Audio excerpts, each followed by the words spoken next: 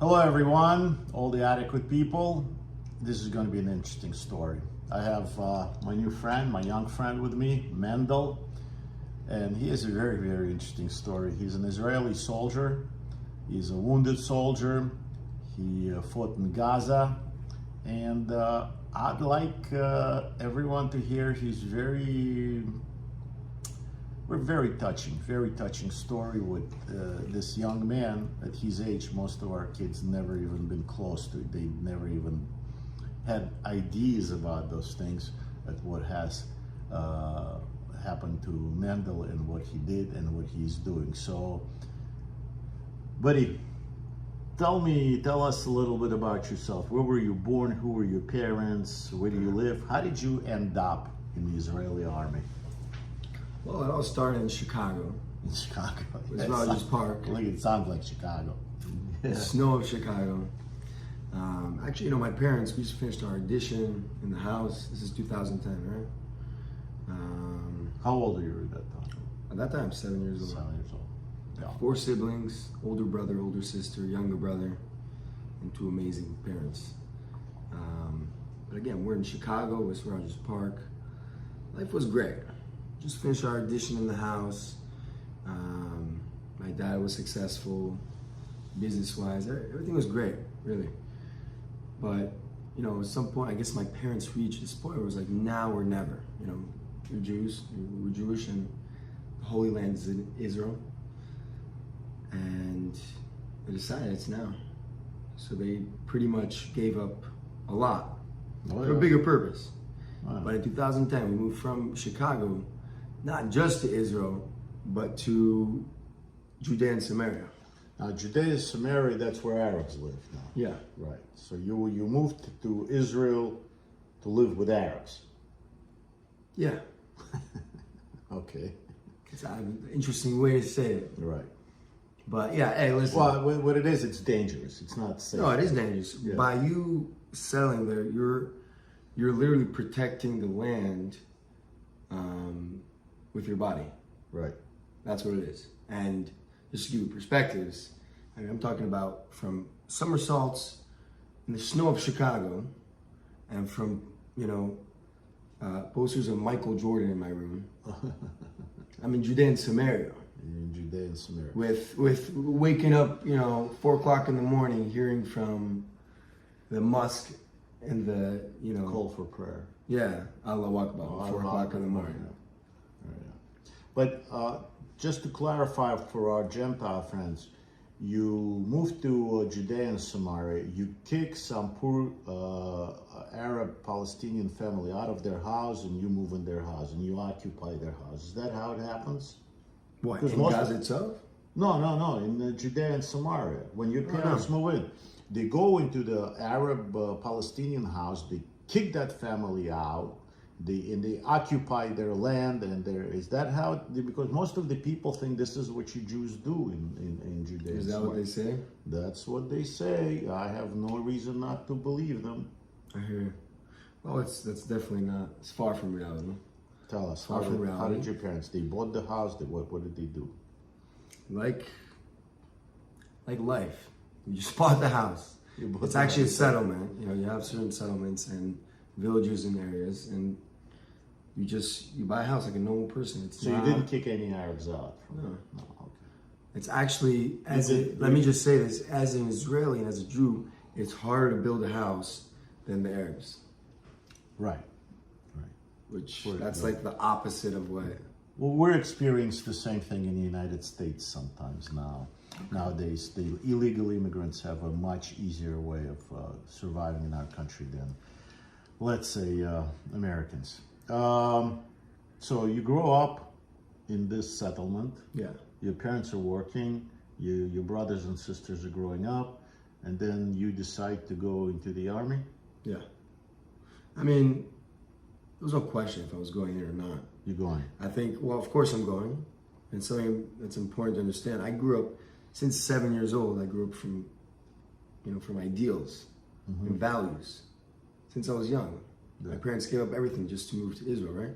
So there's no question of going in or not.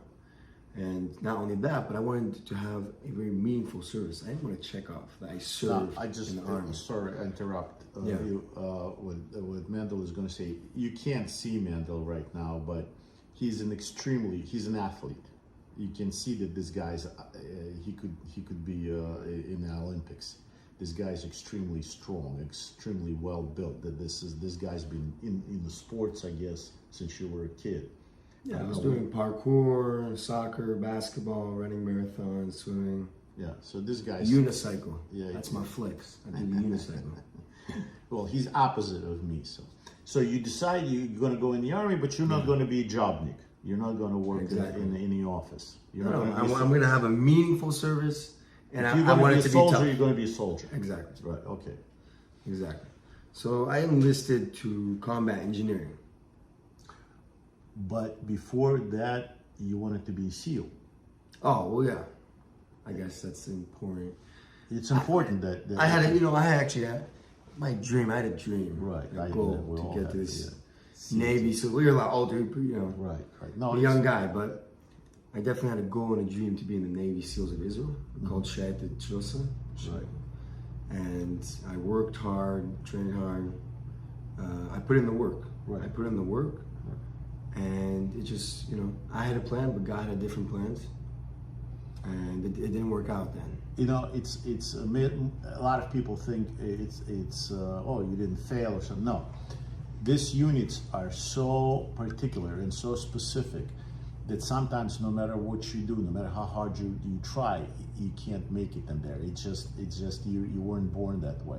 So it is an honor for people to even try out for it. Even if they took you for trials to give you a test, that is already a huge accomplishment in life. Everybody cannot be SEALs or jet pilots or an astronauts and those things, but for trying. So you don't get into the Navy SEALs and then you try another meaningful service. Yeah. I actually tried another 2 combat special operations. Special operations, yeah. Did the tryouts. But you have an endurance, you have perseverance in keep trying to get into the combat. Oh no, I didn't give up for a second. I mean, it was okay. Not Navy SEALs. What's next, right? What's the most meaningful and difficult unit I can get into now? What's my choices? And out of those, I try to get into the toughest unit. Right. So I tried for another unit, Yamas. This is a tough unit. That's a tough unit. Yeah, didn't work out. I tried for another unit. I actually tried for the special forces of combat engineering, Yalon. Right. I did the tryouts. It was actually it was great. It was amazing. I mean, I finished these tryouts very confident, and I was sure I'm going to be in the unit. I was sure. And I remember like it was yesterday, man. This is a sad day because I go into my commander's office and my commander, he tells me if I'm in or not, and I go in, I'm smiling, I have a smile on my face, I'm like, oh, I'm in already, right? I go in, he's like, Mendel, I'm gonna go straight to the point. You didn't get in. Yeah. And I mean, this was, I'm just getting slapped in the face. Imagine you guys, or like, I'm sure yourself. No. Visions, goals, dreams. Yeah. Well, my son is an actor. My son is an actor. He tries and practices, and he goes for audition, and he comes back and says, I got it. Dude, yeah, it's me. And then he says, no, they didn't give me the part. They give somebody. I'm like, and then he says, no, I didn't get it. That's not. And then all of a sudden they call him back and say, yeah, it's you. So this is sometimes we have plans, but God has other plans for us. God's plan. You know what I say? God is the DJ. That's right. God is the DJ.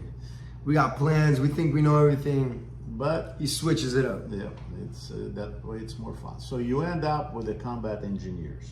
Yeah. The combat engineers in Israel are these guys who drive those huge tractors. Monstrous tractors, right? Oh, yeah. But they get shot at a lot. Well, they purposely go in first. Right. These tractors are the first ones in. I've never seen that. I've seen those tractors up close. This is monstrosity. This is something from a horror movie. Yeah, I wouldn't want to.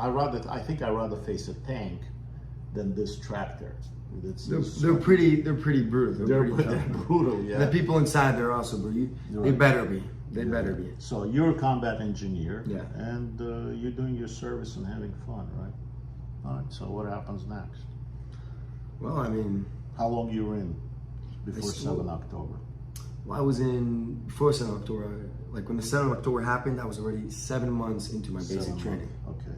So I'm still fresh. I just Yeah, started you're out, still a right? young soldier, right? Yeah.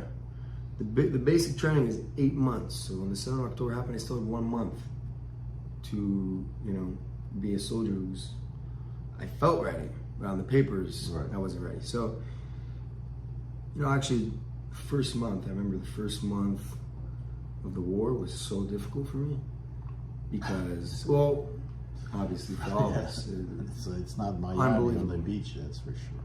unbelievable. But for me, it was like, I have brothers and sisters who are hostages. I have friends who are fighting in there, who are getting injured, people are dying. And what about me? And I'm like learning and doing more pull-ups, like, I want to go in, right? Fasting forward, eventually, the month passed and I was qualified, and we get the pin, you get the pin of the unit. Right. If you're a real man, you put it in your chest. Right. Yeah. Blood wings, we call them. But, they let us go home, see our parents. It's a big deal when you finish this, And with all the craziness happening in Israel, I wanted to stay some kind of, normal and whatnot. So I actually go out with my best friend, Ленд Lиz. I go out with him and we grab some beers and we laugh and we chat. We get, grab some beers. You got schnockered, yeah. So we're having a good time. And I remember finishing this night like 2, 3 o'clock in the morning. I go to sleep. Next morning I get an alarm clock. But it wasn't a normal alarm clock. It was my commander telling me, Mendel, ready or not, give your hugs and kisses because tomorrow you're going into Gaza. You're going to fight. Now I'm kind of hangover at this point. I slept 3-4 hours. And this is how I wake up in the morning. Tomorrow you're going into Gaza. It's mixed emotions. Yeah. On one hand, this is why I drafted to the IDF. I drafted to the army, so when the country needs me most, I'll be there. Not to just pass on 3 years and say I was in the army. And now the country needed me most, and my friends are in there. So on one hand, I'm happy I got this news, but on the other hand, it's scary because I'm a human being, Sure. and you just can't deny it because going into Gaza is going in. It's And fighting you're- and knowing you might not come back. And you're That's the reality. Yeah, and you're a very young man. Yeah. How old are you? You're 21. 21. Okay. 21 years old. So it was tough, man. Sure, it's tough. Life for is your- tough, right? Your parents are probably not very happy either. Your brothers and sisters, everybody's worried you're going into the killing field. You know what's funny? I thought of lying to my parents in the beginning. For real. Because I was like, I'm anyways going to be fighting in Gaza. Why do I need my parents to worry about me? Because that's their job. That's true. Yeah. But, They worry about it anyway. these are thoughts that cross my head. I will say, because sadly I've been to a good amount of funerals, there's one thing I'll always remember, and that's how it's usually a family member or friend, which they say something like, if I only knew that would be my last hug or last kiss. Yeah. And just that thought was like, I was like, yeah, I'm not lying to them. I'm gonna give my parents a big, nice hug. And I'll be honest with you, I've lied to my mother a few times. I didn't lie to my father, but I made up some. people are watching us, But yeah, I know, your- but no, my parents are gone, unfortunately. But they're watching from above. But my mother knew. She knew. I could see it in her eyes. She knew everything. But my father, I would share it with my father. I know. So he was. Mothers, I guess, never understand why we do those things. So anyway, so you go in. I go in, and I joined the combat engineering guys, and we started in northern Gaza. And I guess I'm not sure. Do you know really what like we do as combat engineering? Or? Well, I do, but you go ahead and tell. Yeah. Okay. So our combat engineers, by the way, always also wake up hangover. I never met one that didn't. Gotcha. So in this current war, what we've done, what we specialize as is, I mean, first of all, we are the front line of the IDF. So we're like, we're clearing the path. We are clearing the path for the rest of the units. So we go in first and we deal with all the booby traps.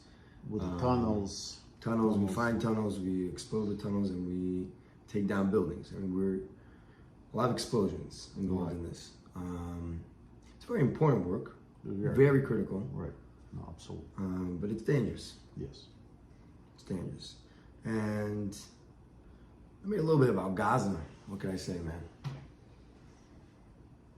It's brutal. I mean, it's war. Explosives and, explosions are happening 24/7. Is our president, as our former president, maybe future president would put it, it's a shithole. It's a war. Yeah, it's a war. You're in a world of shit. Yeah. Definitely. Yeah. But I actually remember being there in northern Gaza. And in certain playgrounds we would find, in these playgrounds where they shot missiles from.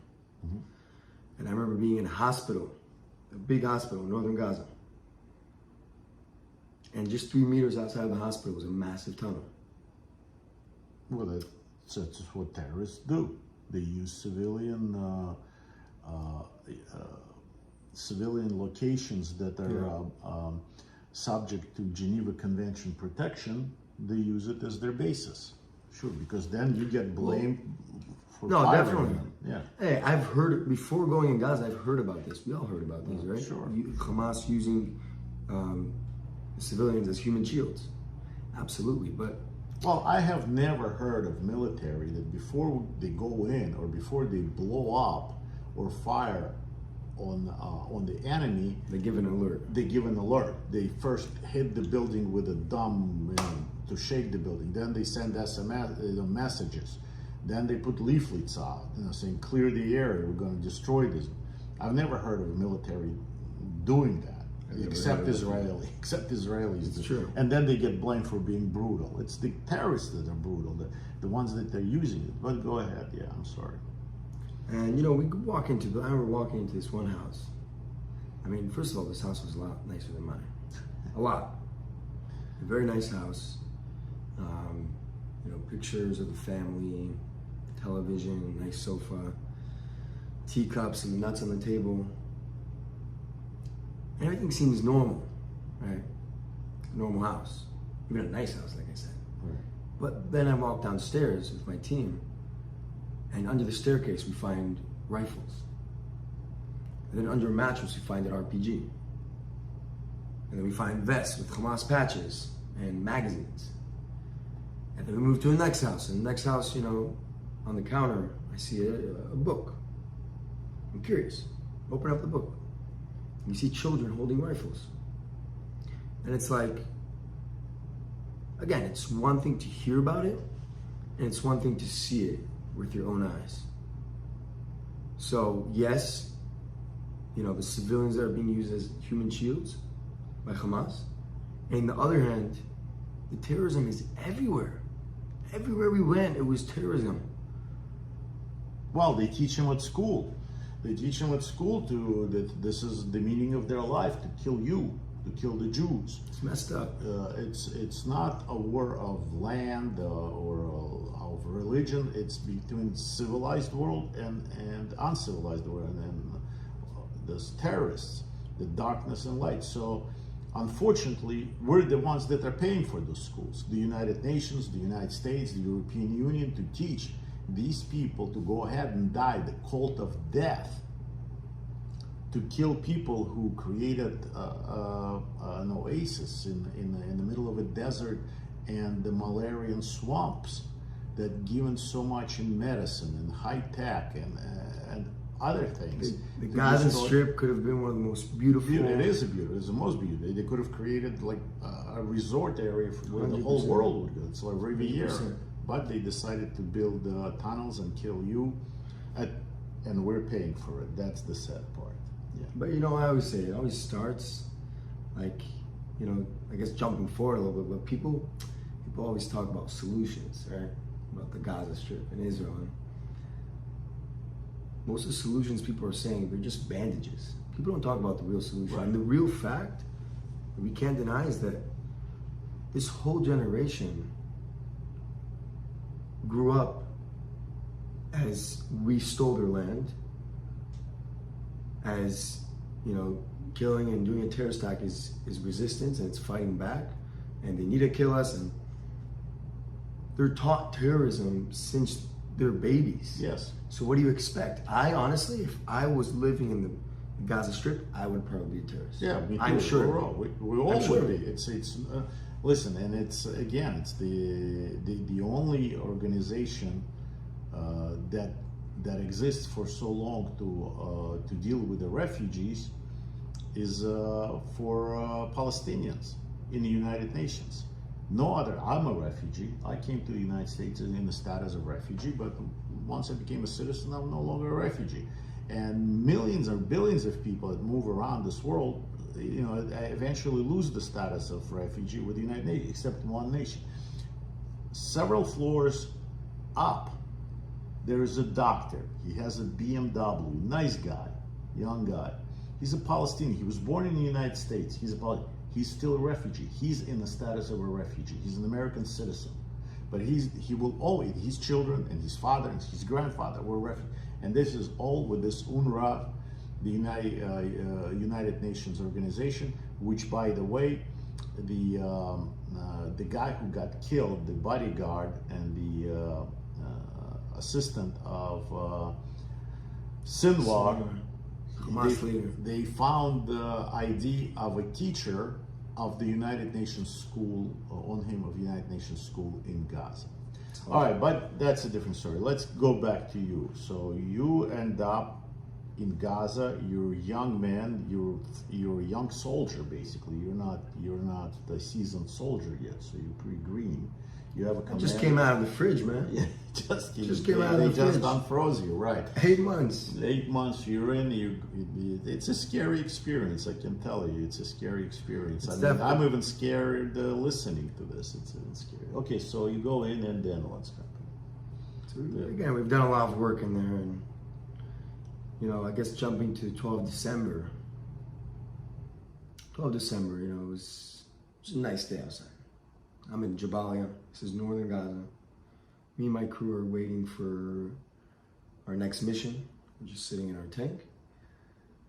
And you know, we had hot dogs and buns. We were eating hot dogs and buns in there. You had tahini and ketchup, whatever one you like. You can mix them up, or you can do, you know. Right. And before you know it, out of nowhere, like 3 cows came out of nowhere, man, next to our tank.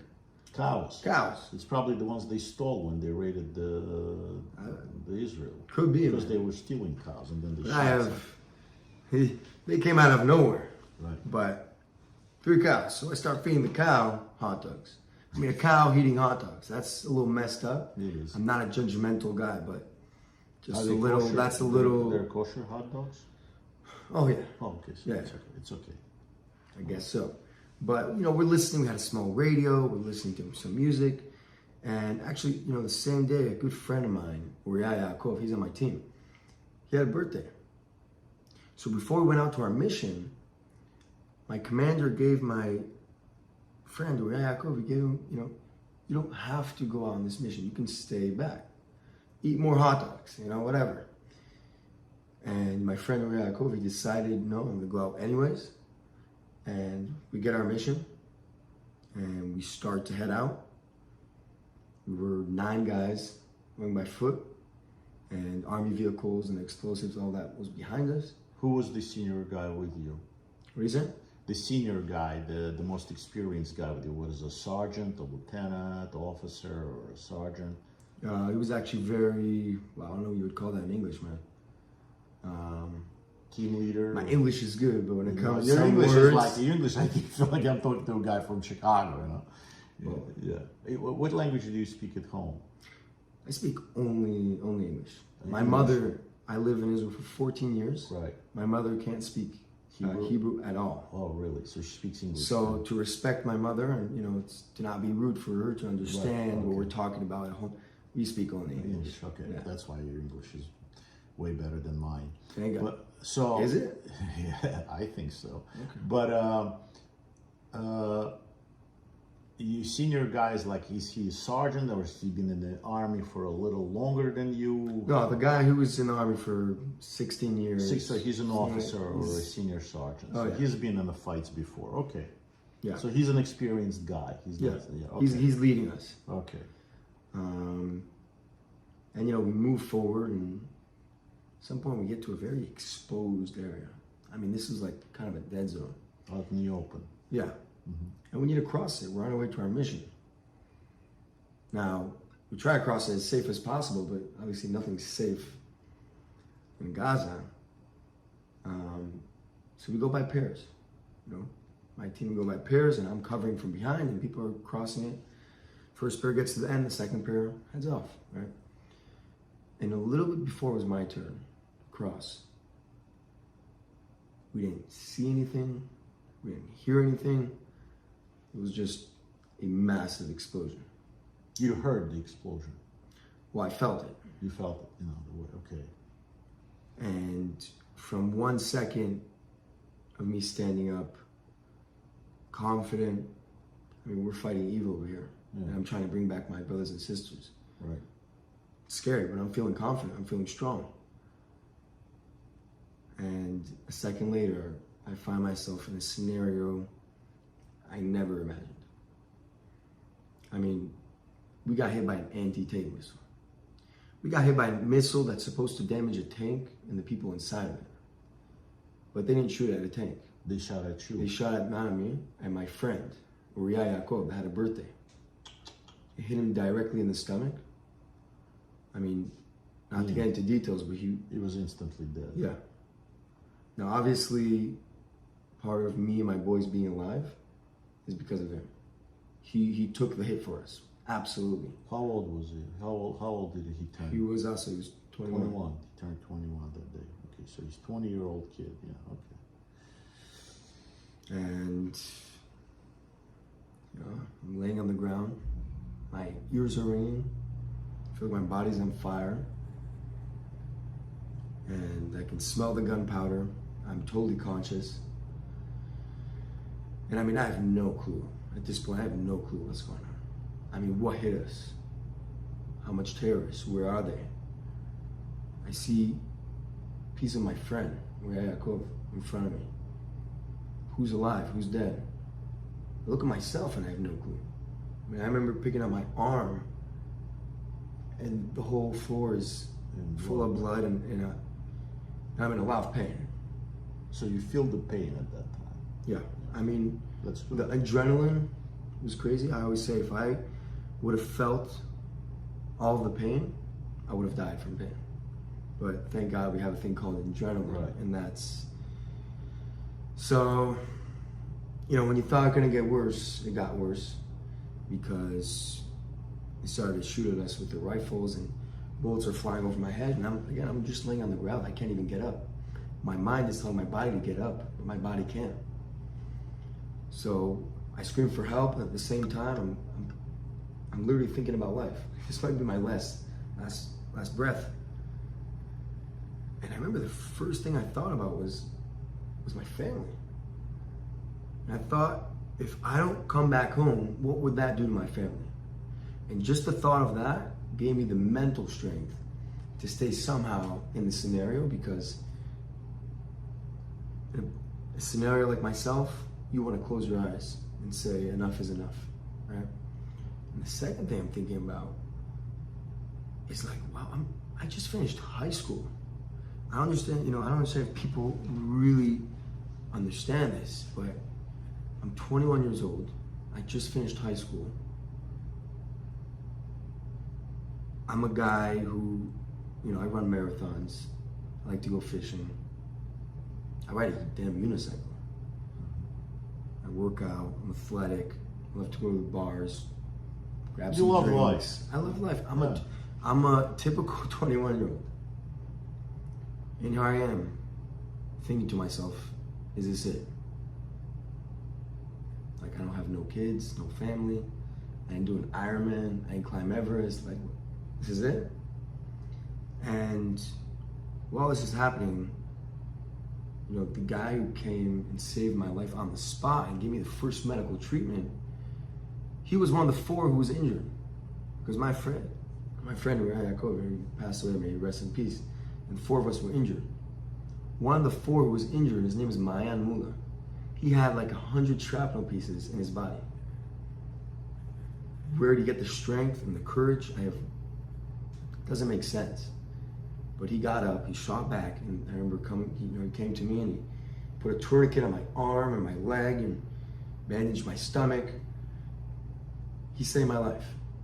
I didn't even think he was injured because he's just, you know, the hero in shining armor. I mean, and he literally saved my life and my friend's life.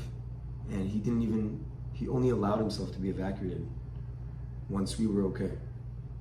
How old was he? He's in his 40s. So he's older, he's an old soldier. I mean, yeah, this is a whole, I mean. He's old enough to be your father, let's do this.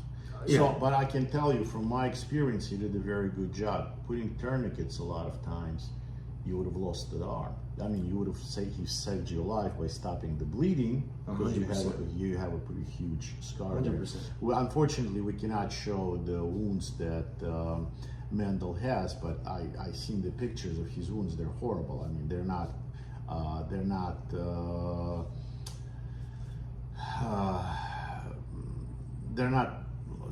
People cannot live with those kind of wounds. They usually die very quickly because he's ripped apart. But so the guy who put those tourniquets on you, he did a very good job. Oh yeah. Yeah, he did very good. He saved your leg. He's my hero forever. And the stomach, that's a pretty big wound you have. I had things coming out of my stomach. Yeah. He literally was putting them back, shoving them back in. Right. And by the way, jumping forward, I mean, today, he's more injured than me. Mm.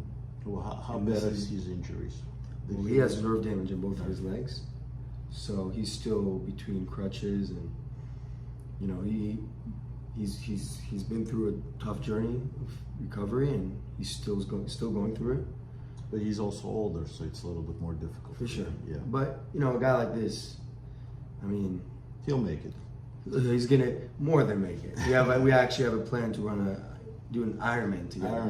And it's gonna happen. But, and I'll make sure I'll watch it and be with you.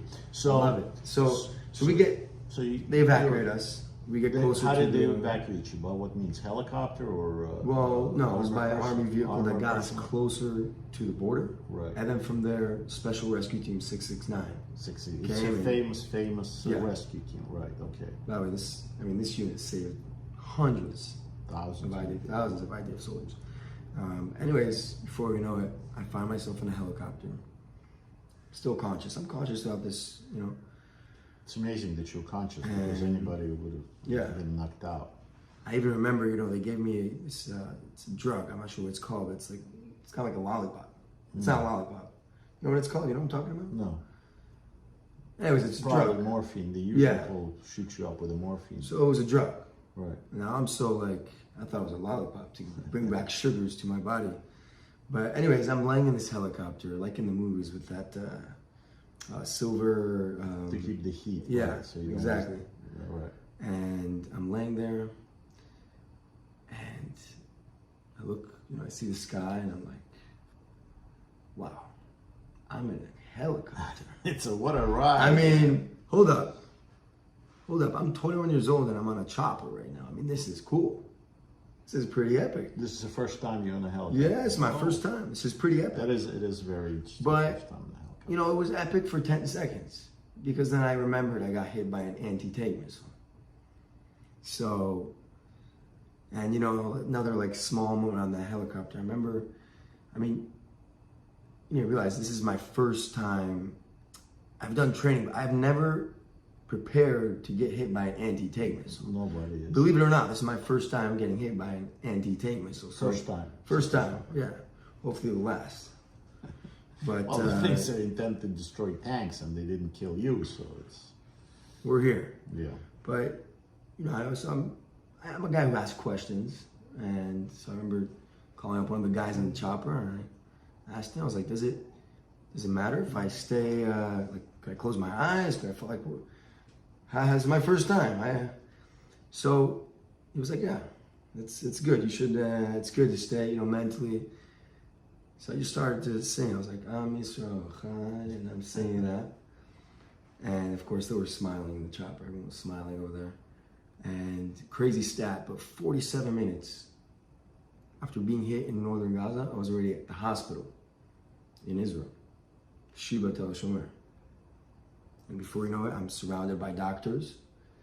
And before they put me to sleep, they asked me if I want to talk to my parents, and I said, of course. And this is the exact words that came out of my mouth. Call my dad and say, "What's up, Dad? What's up?" I'm injured, I'm hospitalized, but I'm okay. Yeah, all soldiers are the same. They all say to their parents, "I'm okay. It's a scratch," you know. Now you're a father. Yeah. Try to put yourself in my dad's shoes. I mean, trust me. No, I mean, listen. I started with "What's up." I can't. What's up, Dad? You heard my voice, and I said I was okay. Obviously, he didn't think I got hit by an anti-tank missile, but you know, they got to the hospital and they realized what happened, and you know, I went immediately. I had 4 surgeons on me. I went through 6-7 hour surgery, and I wake up, and you know, this is actually, I don't remember this, but my parents tell me this, that the first thing that came out of my mouth after this surgery was I was cracking jokes. Now, I'm not good at jokes. I can't tell jokes and I can't laugh at jokes. I really have a problem, which we can talk about this afterwards if we can somehow fix this. But, and you know, I woke up to a new reality, man. I woke up to a new reality. I mean, this would be tough on anyone, but especially a guy like me, which needs to move around and is very physical. I'm an athlete. Again, I was doing parkour, running marathons, working out every day. And suddenly I can't even step on my feet. I'm back to a diaper. Last time I had a diaper on. It was, I don't remember. Yeah. And I can't walk on my feet. I can't pick up a tissue with my left hand. I mean, I couldn't do the most simplest things in life. I couldn't even eat and drink at that point. And, you know, slowly, like learning the ABCs, I had to learn the simplest stuff in life. It was very difficult. Most young kids today would have given up if something like this would happen. So your endurance and your perseverance is very commendable.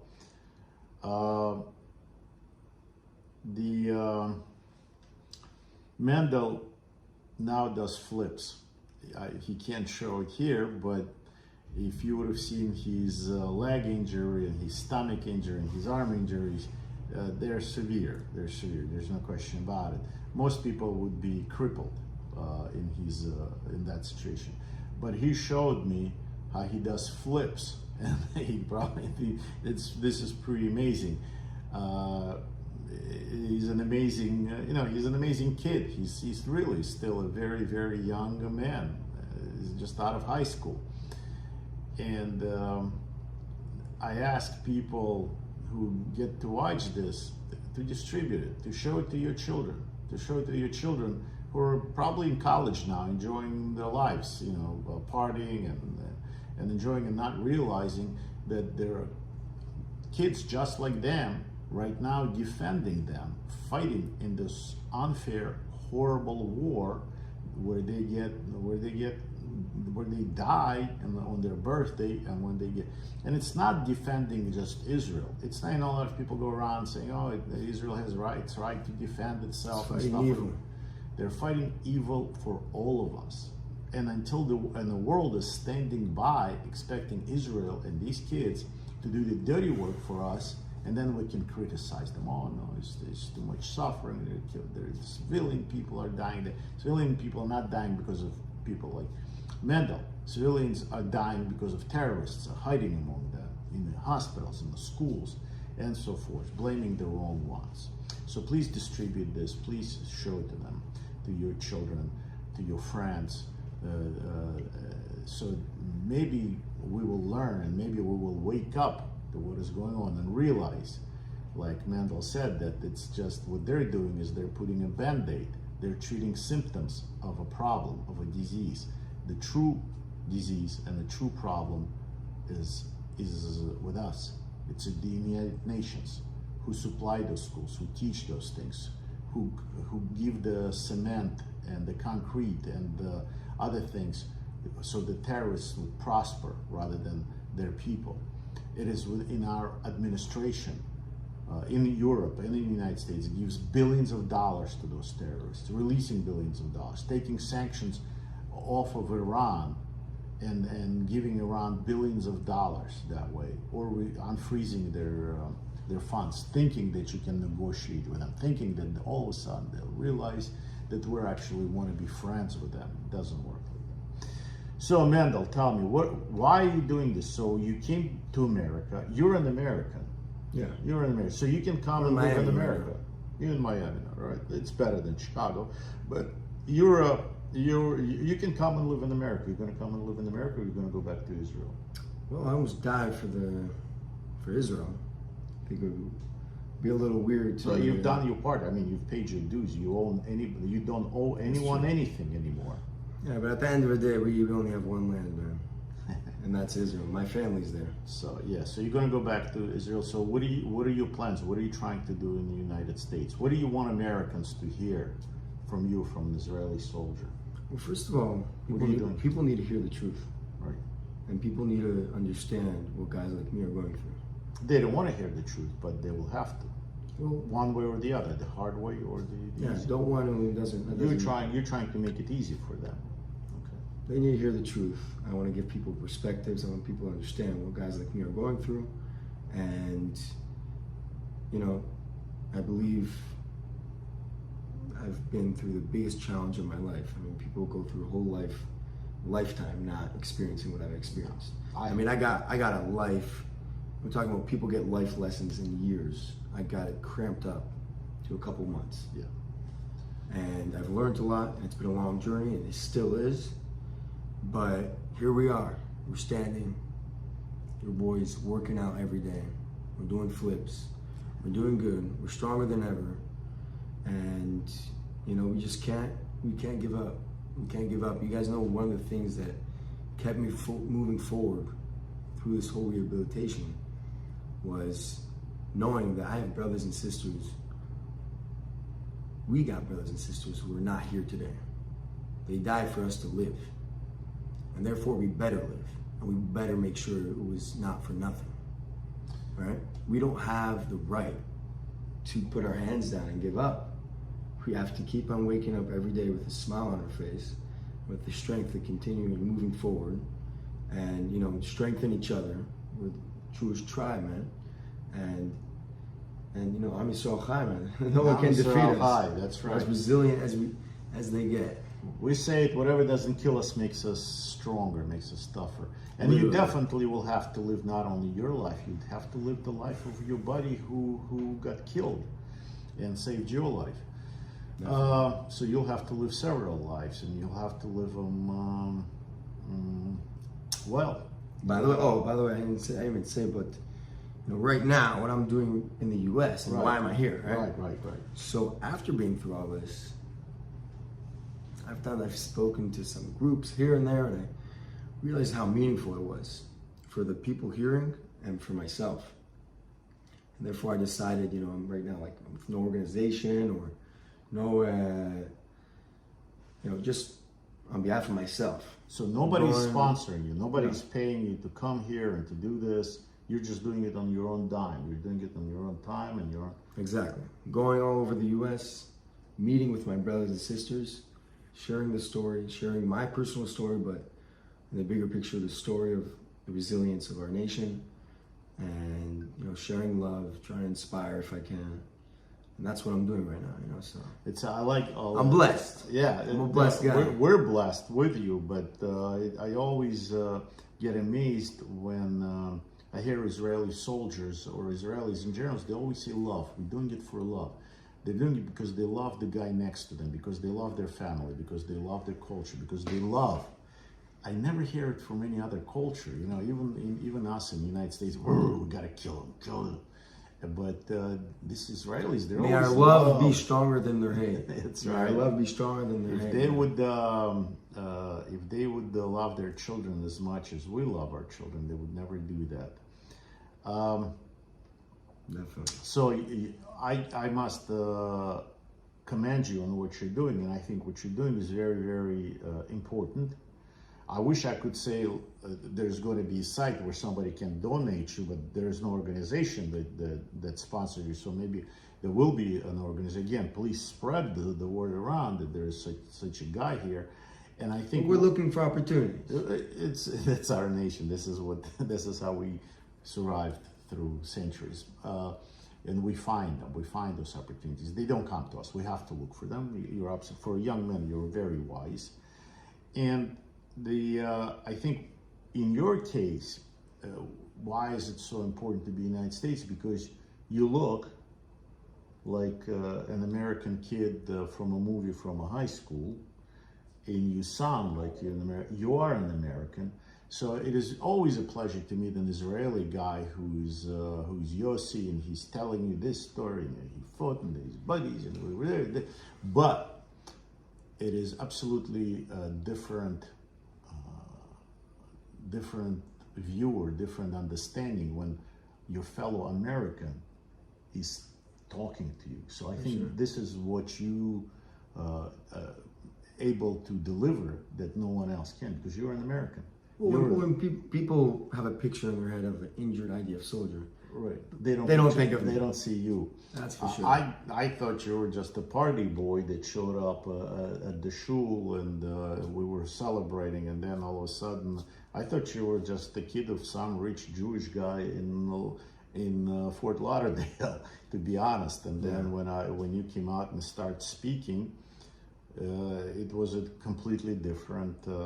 It was a shock to me, because again, I've been in some shady situations in my life, but nothing like that. So I can only thank you for what you do and the importance of your delivery of your story to us, to Americans who can't even imagine this, to us, to our parents who have children like you who are not even close. I mean, they're still playing games on their iPhone. Their dream to have the next iPhone or whatever. They don't have dreams to be SEAL team, you know, in Israel and go into Gaza and save, as you say, their brothers and sisters from being hostages, or from being, not to kill the Palestinians, but to save the Israelis, to save your brothers and sisters. It's a totally different ideology, totally different view than most people have. So I thank you very much, my bro. I wish I could call you brother, but you could be like my son. Oh, you can still call me. I'll call you my brother. I know. It's I don't know what I can give you and things like this, but you know, you wanted to be Navy SEAL, so there's a little Navy, at least a little American Navy hat. Take that off. Take that off, and so if you see this, it looks like our Marine, you know. Right, and you don't even look Israel. You don't even You look wouldn't have Israel. known that. No, You wouldn't have known. I would seen you a German or Ukrainian, Russian. Ukrainian, Russian, yeah. Not Israeli. No, but you are. And that's how life is. And you're a proud Israeli, you're a proud human being. You're a proud human being. You know the value of life, and you've learned that in a very early stage of your life. And this is good. I wish you all the luck, but actually I think you're gonna do well in life. You're gonna do very well. So Appreciate it, brother. thank you. It's a pleasure. Thank you, everyone. Please show it to your kids, please. I think it will be a better lesson than they can learn at any Ivy League school. So once again, we're gonna feed this hungry soldier, even though his stomach is small, doesn't absorb too much food. You'd be surprised how much. But we're gonna keep on fight. We're not gonna disengage. We're gonna stay in the fight. A lot depends on our country. A lot depends on what's gonna happen in the United States. Make the right decisions. Participate, do not ignore. Or this war is gonna be here in Miami with the terrorists very, very quickly, and we would have to send our kids out to fight. We'll have no choice. Never again is now. That's right, never again is now. So, Captain Yura, over and We out. out.